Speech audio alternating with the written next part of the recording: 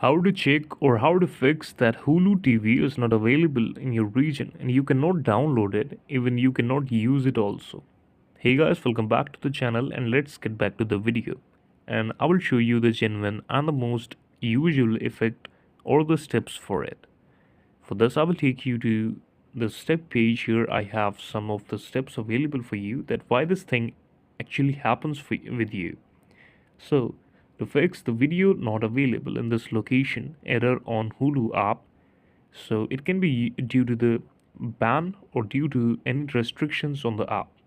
Now use a VPN like ExpressVPN if you're not in the US. If you are in the US, clear the cache of the app and try reinstalling the Hulu TV. If you are outside the US, you simply have to click on the free VPN and connect to it and try it after connecting with the VPN. This is the video. Thank you so much for watching it.